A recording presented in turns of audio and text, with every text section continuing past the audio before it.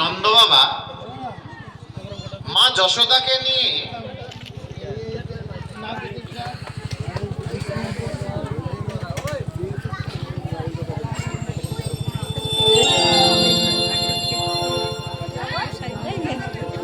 নন্দ মহারাজ এবং মা যশোদাকে নিয়ে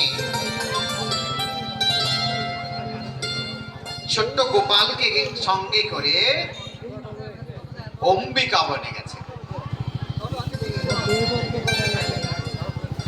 তো অম্বিকা বনে গিয়ে কেন গেছেন জানো? একটু জানতে চাইবে না? জানতে চাইবি তো?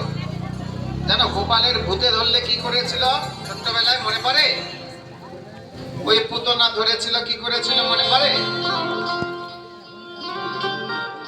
গোধূলি গরুর পায়ের ধুলো দিয়ে তাকে স্নান করিয়েছিল, গরুর লেজ দিয়ে তাকে ঝাড়া দিয়েছিল, তার নাম উচ্চারণ করে তাকে স্নান করিয়েছিল।